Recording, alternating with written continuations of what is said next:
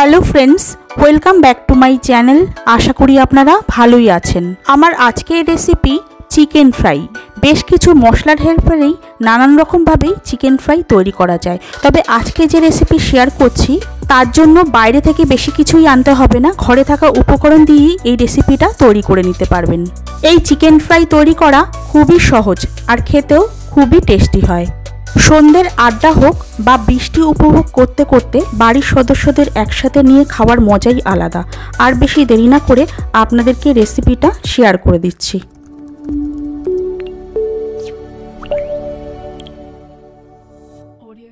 Chicken fry তৈরি করার জন্য প্রথমেই একটা ভাজা মশলা তৈরি করে নেব। তার জন্য একটা প্যান বসিয়ে নিয়েছি। ওর মধ্যে দিয়ে দিচ্ছি 1 টেবিল চামচ পরিমাণ গোটা ধনে আর হাফ টেবিল চামচ পরিমাণ গোটা জিরে। এবার গ্যাসের ফ্লেমকে লো রেখে জিরে আর ধনে হালকা করে ভেজে নেব, যতক্ষণ না পর্যন্ত একটা সুন্দর গন্ধ বেরোয় আর কালারটা হালকা চেঞ্জ হয়, ততক্ষণই এইভাবে ভেজে নিতে হবে।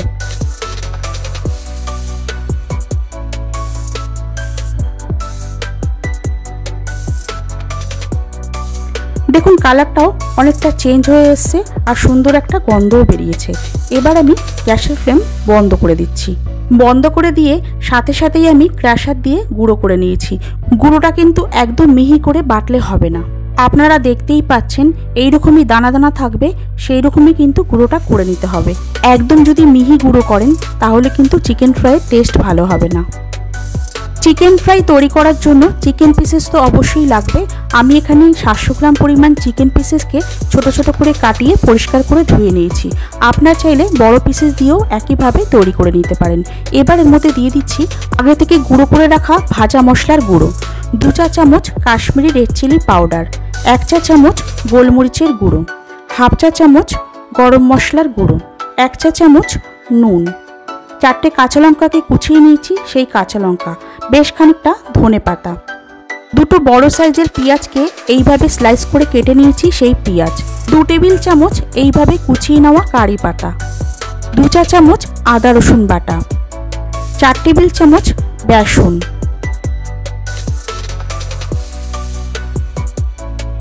2 টেবিল চামচ চালের গুঁড়ো, একটা ডিম। এবার ডিমটা একটু এর মধ্যে মাখিয়ে নেব। ডিম দিয়ে মেখে নেওয়ার পর এর মধ্যে দিয়ে দিচ্ছি একটা গোটা পাতিলেবুর রস। এবার আর কোনো রকম জলের ব্যবহার না করে এই চিকেন পিসেসের গায়ে এই মশলাগুলো ভালো করে মাখিয়ে নিতে হবে। আপনারা যদি বড় পিসেস দিয়ে চিকেন ফ্রাই বানান সেক্ষেত্রে কিন্তু ম্যারিনেট করে রাখার টাইমটা একটু আলাদা হবে।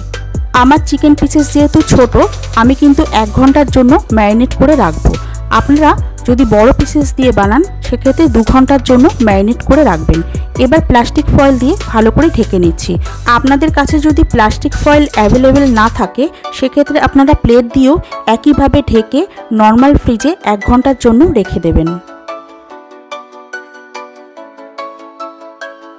1 ঘন্টা হয়ে গেছে, ম্যারিনেট করে রাখা চিকেনও আমি বার করে নিয়েছি। এই চিকেন ফ্রাই ভাজার জন্য তেল কিন্তু অনেকটাই লাগবে। আমি বেশ খানিকটা রিফাইন্ড অয়েলকে ভালো করে গরম হতে বসিয়ে দিয়েছি। তেলটা যেই গরম হয়ে যাবে গ্যাসের ফ্লেমকে লো করে নিতে হবে। লো করে নিয়ে একটা একটা করে চিকেন পিসেস এর মধ্যে ছেড়ে দিচ্ছি।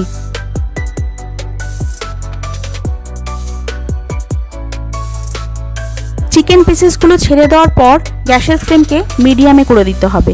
মিডিয়ামে করে দিয়েই সাথে সাথেই যেন উল্টোতে যাবেন না, 1 থেকে 1.5 মিনিট পরই উল্টোবেন।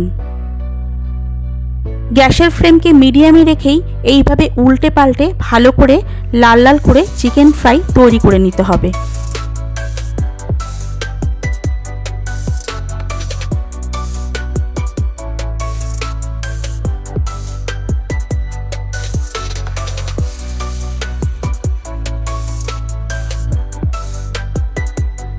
এইরকমই লাল লাল করে ভেজে নিতে হবে।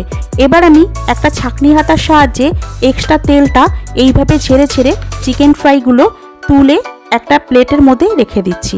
প্লেটের মধ্যে আমি আগে থেকেই একটা টিস্যু পেপার বিছিয়ে রেখেছিলাম, তাহলে আরও খানিকটা তেল কিন্তু অ্যাবজর্ব করে নেবে। আপনারাও চাইলে একটা টিস্যু পেপার বা একটা খবরের কাগজও বিছিয়ে রাখতে পারেন। আবারও সেম প্রসেসে গ্যাসের ফ্লেমকে লো করে এইভাবে প্রথমে চিকেনের পিসেসগুলো ছেড়ে দেব, তারপর মিডিয়ামে করে এইভাবে চিকেন ফ্রাইগুলো তৈরি করে নেব। ঘরে থাকা উপকরণ দিয়েই এই চিকেন ফ্রাইয়ের টেস্ট কিন্তু দুর্দান্ত হয়। আপনারাও একবার এইভাবে চিকেন ফ্রাই তৈরি করে অবশ্যই ট্রাই করবেন, আর আমাকে জানাতে ভুলবেন না আপনাদের চিকেন ফ্রাইগুলো ঠিক কেমন তৈরি হলো। একই প্রসেসে সমস্ত চিকেন ফ্রাই তৈরি করে আমি একটা প্লেটের মধ্যে সাজিয়ে নিয়েছি, আর সাথে নিয়ে নিয়েছি 2 রকম সস। আপনারা চাইলে মেয়োনিজ দিয়েও এই চিকেন ফ্রাইটা খেয়ে নিতে পারেন। আমার এই রেসিপিটা যদি আপনাদের ভালো লাগে তাহলে লাইক, কমেন্ট আর শেয়ার করতে ভুলবেন না। আর যারা এখনও সাবস্ক্রাইব করেননি তারা অবশ্যই সাবস্ক্রাইব করে আমার পাশে থাকবেন, আর বেল আইকনটাও ক্লিক করে নেবেন, তাহলে আমার সমস্ত ভিডিও আপনারা সবার আগেই পেয়ে যাবেন।